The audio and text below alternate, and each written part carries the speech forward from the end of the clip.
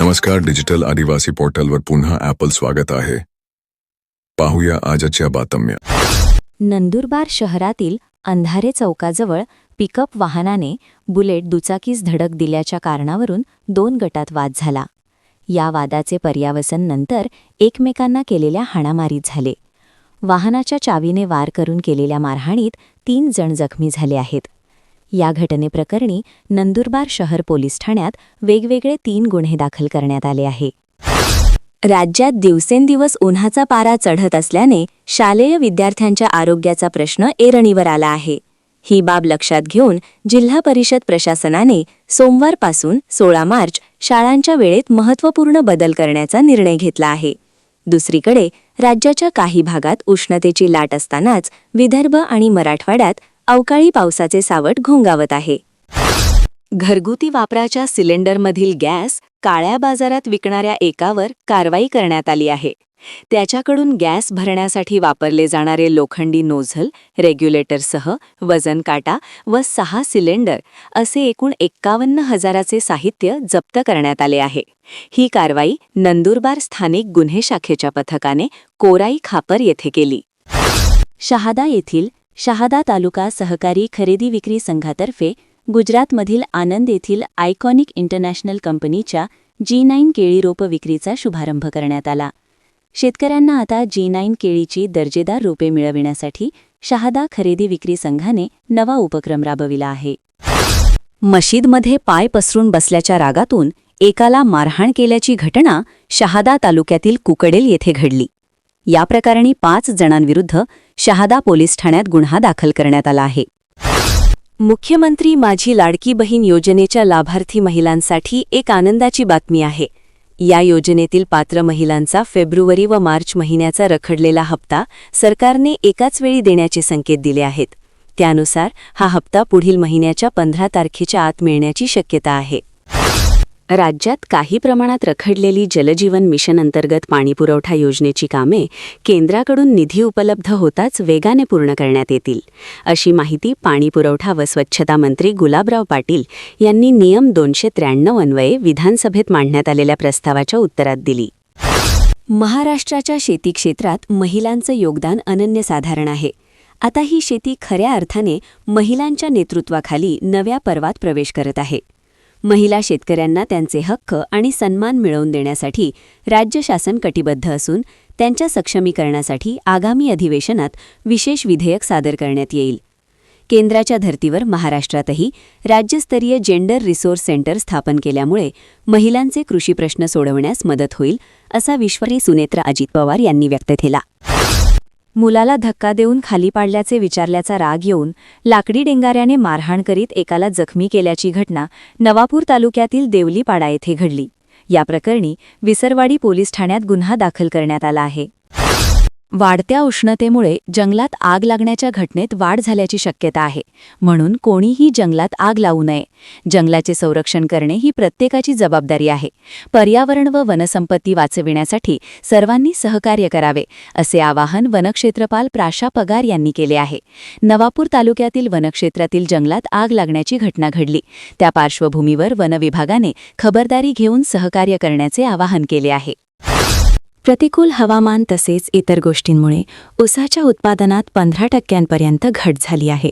साखर कारखान्यांचा गळीत हंगाम 100 दिवसांच्या आतच संपला आहे. साखर उद्योगा यामुळे अडचणीत सापडला असून 3300 कोटी रुपयांचा आर्थिक फटका यामुळे बसला आहे. राज्यातील शेतकऱ्यांची 4115 कोटी रुपयांची FRP अद्याप थकीत आहे. केंद्र सरकारने इथेनॉल उत्पादनात 70% कोटा धान्य आधारित इथेनॉलला देऊन साखर कारखान्यांना अन्याय केल्याचा आरोप राष्ट्रवादी काँग्रेसचे ज्येष्ठ सदस्य दिलीप वळसे पाटील यांनी विधानसभेत केला. जगातील एका भागातील युद्ध व संघर्षाचा परिणाम सर्वत्र होत असल्याने देशाची कृषी व्यवस्था अधिक सक्षम करणे व अन्न सुरक्षा सुनिश्चित करणे अत्यंत आवश्यक आहे. देशाच्या अन्नसुरक्षा, आर्थिक स्थैर्य व शाश्वत विकासासाठी कृषी क्षेत्राची भूमिका अत्यंत महत्त्वाची असून भारतीय कृषीचे भविष्य तंत्रज्ञानाधारित उपाय, स्टार्टअप्स व शाश्वत पद्धतींवर अवलंबून आहे, असे प्रतिपादन महाराष्ट्र राज्याचे राज्यपाल व महात्मा फुले कृषी विद्यापीठाचे कुलपती जिष्णुदेव वर्मा यांनी केले.